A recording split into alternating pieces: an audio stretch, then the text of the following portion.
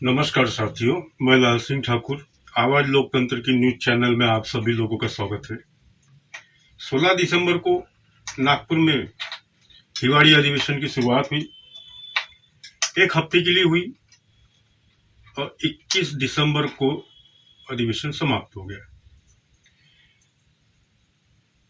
इस एक हफ्ते के दौरान विरोधी पक्ष के तमाम नेताओं ने अधिवेशन को बढ़ाने की मांग भी की, लेकिन मंत्रिमंडल का पूर्ण गठन न होने के कारण और भी कुछ चीजें थी अंदरूनी, उस वजह से एक सप्ताह के ऊपर उसको बढ़ाया नहीं गया। और ये एक सप्ताह के बीच में 6 दिन कामकाज चला। 6 दिन के उपरांत पहला दिन तो उनकी चाय पार्टी, मेल मिलाप, वो सारी चीजों में चली गई। अब वो 5 दिन में किसानों के मुद्दे, अमित शाह जी द्वारा बाबा साहेब आम्बेडकर जी के ऊपर कोई टिप्पणी की गई, उसका विरोध प्रदर्शन 2 दिन चला। इस तरीके से कैसा जैसा तैसा तो भी वो 5 दिन अधिवेशन चलते रहा। देखने में ये आया कि हमारे विदर्भ के कई नेता हैं जो विदर्भ राज्य की अलग मांग को लेकर के कुछ आंदोलन, कुछ अखबारों में विरोध प्रदर्शन करते रहते हैं, लेकिन इस अधिवेशन के दौरान विदर्भ के नेताओं ने इस ओर ध्यान नहीं दिया। ये दुखद घटना है, जो कि अभी ये जैसे चुनाव आएगा किसी प्रकार से, चाहे वो कारपोरेशन का रहे या ग्रामीण का रहे या विधानसभा का रहे, लोकसभा का रहे, ये मुद्दा जरूर उठता है और लोग उठाते हैं कि हमारे विदर्भ के ऊपर अन्याय हो रहा है। दुनिया भर की कई चीजें, सवाल जवाब खड़े होते हैं, पर जब सही समय होता है उसका विरोध करने का, उस समय लोग विरोध नहीं करते हैं। खामोशी के बादल उनके चेहरे पर नजर आते हैं। जैसे आपने देखा होगा, बांग्लादेश में हिंदुओं के ऊपर में जो अत्याचार हो रहा है, उसके ऊपर में हिवाड़ी अधिवेशन के पहले सकल समाज ने भी काफी कुछ विरोध प्रदर्शन किया। वैरायटी चौक के ऊपर में नागपुर में राष्ट्रवादी कांग्रेस पार्टी के नेताओं ने भी विरोध प्रदर्शन किया। सिंधु गुट की शिवसेना ने भी उसके ऊपर में नारेबाजी, विरोध प्रदर्शन किया। और भी छोटे मोटे तमाम लोगों ने विरोध जाहिर किया, जो जाहिर करना जरूरी भी है, क्योंकि जिस तरीके से बांग्लादेशियों और हिंदुओं के ऊपर में अत्याचार हो रहा है, उसका विरोध होना भी चाहिए। लेकिन ये 5 दिन के दौरान जो अधिवेशन चला है, 6 दिन, हफ्ता भर, इस मुद्दे पे भी कोई विरोध प्रदर्शन नहीं हुआ। खैर, मंत्रिमंडल का पूर्णतः गठन ही नहीं था, तो जो भी चर्चाएं हुई, जिस चीज के ऊपर में अमल बजावनी की और मान्य की गई, 21 तारीख को जब अधिवेशन का समापन हुआ, उसके बाद में मुख्यमंत्री महोदय देवेंद्र फडणवीस जी ने पत्र परिषद रखी वहीं पर लॉन में, जिसमें उप मुख्यमंत्री एकनाथ शिंदे जी मौजूद है, साथ में उनके बगल में बैठे हुए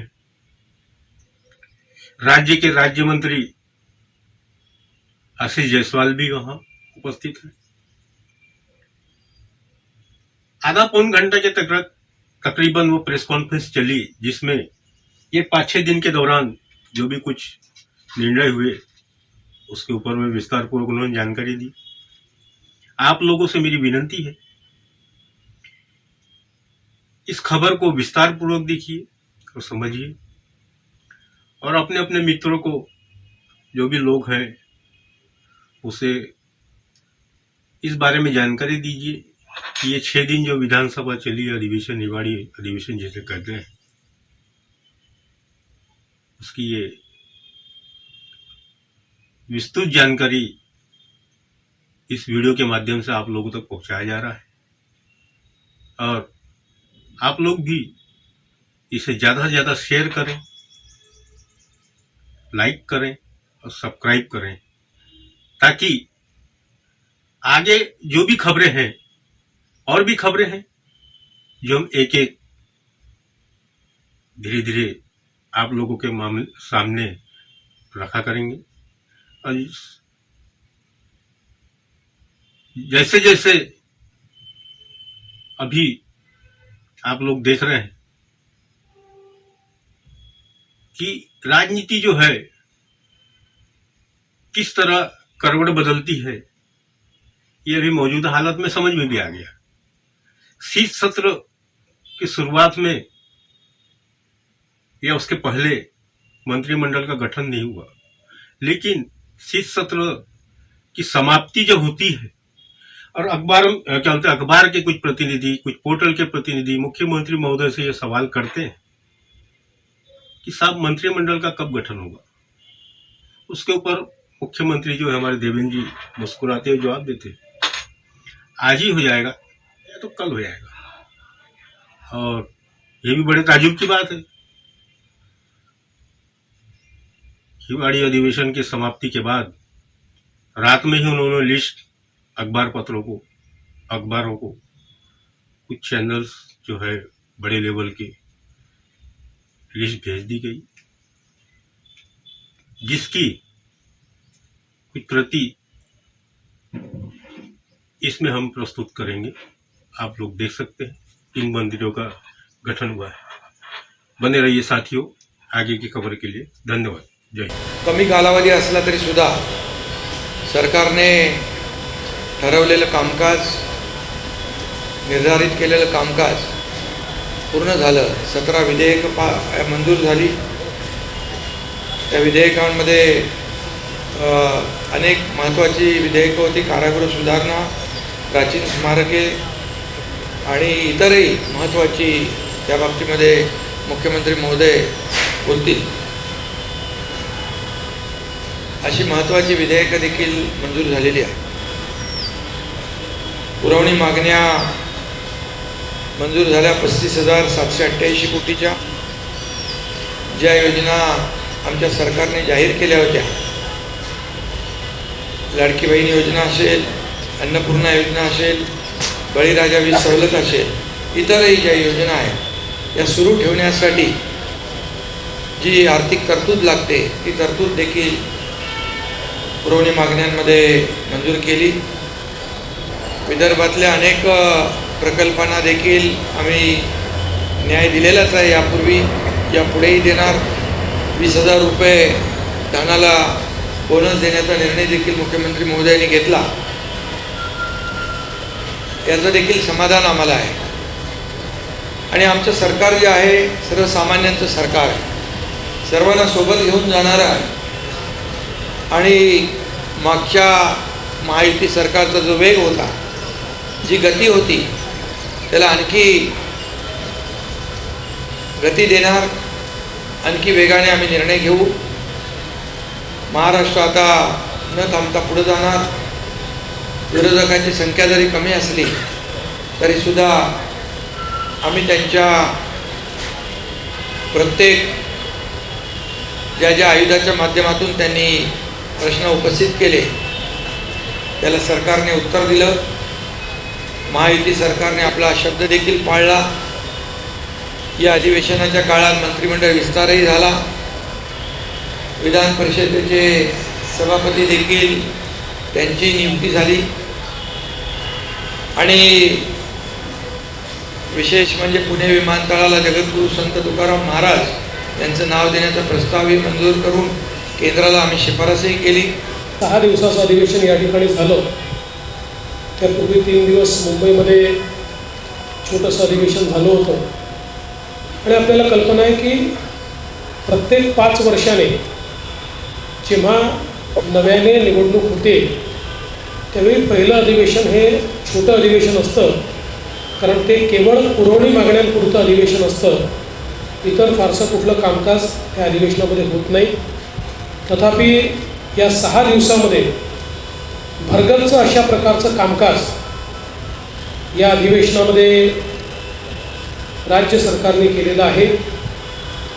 आणि विशेषतः 17 विधेयकं मंजूर करण्याचं काम आणि चर्चेसहित, म्हणजे गोंधळात नाही तर चर्चा करून 17 विधेयकं मंजूर करण्याचं काम आपण केलेलं आहे. वेगवेगळ्या योजनांच्या माध्यमातून या ठिकाणी आम्ही ज्या योजना दिल्या होत्या त्या पुढे सुरूच राहतील याचं द्योतक या पुरवणी मागण्यांच्या माध्यमातून आपल्याला मिळालेलं आहे. आज खरं म्हणजे अंतिम आठवडा प्रस्तावावर बोलत असताना विदर्भ आणि मराठवाड्याला या सरकारने काय दिलं आणि हे सरकार काय देणार आहे याची जवळपास 1.25 तास मी सविस्तर मांडणी केली आहे. एक प्रकारे सिंचन असेल, उद्योग असेल, गेल्या 2.5 वर्षात कशा प्रकारे या मागास भागामध्ये परिवर्तन आमच्या सरकारने केलं याचा लेखाजोखा मांडत असताना पुढचा रोडमॅप देखील मी त्या ठिकाणी मांडलेला आहे. सोयाबीनची खरेदी हमी भावानं गेल्या 15 वर्षात सर्वात जास्त रेकॉर्ड खरेदी आपण यावर्षी केलेली आहे. ती अजूनही सुरू आहे. 12 जानेवारीपर्यंत ही खरेदी सुरूच राहणार आहे. कापसाच्या खरेदीच्या संदर्भात मार्केटचा रेट हा हमीभावापेक्षा जास्त असल्यामुळे मार्केटमध्ये खरेदी मोठ्या प्रमाणात होत आहेत. CCIमध्ये आता फार कोणी कापूस आणत नाही. ती स्थिती तुरीची आहे. खरेदी केंद्र उघडले आहेत, पण मार्केटमध्ये हमीभावापेक्षा जास्त दर असल्यामुळे तुरीची खरेदी मार्केटमध्ये चाललेली आहे. त्यामुळे शेतमालाला जिथे योग्य भाव मिळेल तिथे त्याची विक्री चालली आहे. जिथे अडचणी आहेत तिथे इंटरव्हेन्शन करून त्याच्या खरेदीची पूर्ण व्यवस्था आणि विशेषतः विदर्भ मराठवाड्यामध्ये जी पिकं आहे त्या पिकांना न्याय देण्याचं काम हे या ठिकाणी आपल्या सरकारने केलं आहे. 500 केंद्रांच्या अपग्रेडेशनचा आपला करार झाला आहे. आणि मोठ्या प्रमाणात ज्यावेळेस शिंदेसाहेब मुख्यमंत्री होते त्यांनी बांबू मिशन सुरू केलं. बांबू हा शेतकऱ्यांच्या जीवनात परिवर्तन करू शकतो आणि त्यामुळे बांबूच्या लागवडीचं क्षेत्र वाढवण्याकरता अर्थपुरवठा एशियन डेव्हलपमेंट बँक आपल्याला करणार आहे. महाराष्ट्र कारागृह व सुधार सेवा विधेयक आपल्याकडे 1894 आणि 1900 म्हणजे जवळजवळ 125 वर्षापूर्वीचं कारागृह विधेयकावरच आपले कारागृह प्रशासन हे काम करत होतं. आता इतक्या 125 वर्षानंतर नवीन अशा प्रकारचा हा कायदा आपण या ठिकाणी तयार केलेला आहे. त्यामुळे मोठ्या प्रमाणात या अधिवेशनामध्ये आम्ही काम केलं आहे आणि विशेषतः विदर्भ मराठवाड्याच्या हिताचे अनेक निर्णय, शेतकऱ्यांच्या हिताचे निर्णय, सर्वसामान्यांच्या हिताचे निर्णय घेण्याचं काम या अधिवेशनामध्ये आम्ही केलेलं आहे. बेस्ट ही मुंबईची लाईफलाईन आहे. अनेक मुंबईकरांना ती सेवा देते. एकनाथराव शिंदे साहेब जेव्हा मुख्यमंत्री होते तेव्हा बेस्टला बसेस घेण्याचा निर्णय देखील आपण केलेला आहे. मोठ्या प्रमाणात नवीन बसेस घेण्याकरता ऑर्डर देखील प्लेस केलेली आहे. आणि बेस्ट ही नीट चालली पाहिजे याकरता राज्य सरकारही मदत करेल आणि महानगरपालिकेलाही मदत करायला सांगेल. जे अवैधरित्या मुंबईमध्ये राहतात अशा बांगलादेशी नागरिकांना शोधणे आणि त्यांना डिपोर्ट करणे ही सरकारची भूमिका आहे. और प्रॉब्लम तो ये है कि विरोधी पक्ष के लोग पहले दिन मांग करते हैं कि 2 हफ्ते और बढ़ाया जाए और जब 2 हफ्ते हो जाते हैं तो आधे बेंचेस विरोधी पक्ष के खाली होते हैं. हमको प्रॉब्लम आता है कि कोरम जितने भी लोग वहाँ उपस्थित नहीं होते. तो हमने तो हमेशा प्रयास किया और आगे भी हमारा प्रयास रहेगा. और मैं आज भी आपको बताता हूँ हमारे 7 सालों का हिसाब निकालिए। उद्धव जी ने तो चलाए नहीं, 2-3 दिन चलाते थे, लेकिन हमारे 7 सालों का हिसाब निकालिए। देश के किसी भी विधानसभा से ज़्यादा, किसी भी विधानसभा से ज़्यादा हमने महाराष्ट्र की विधानसभा चलाई।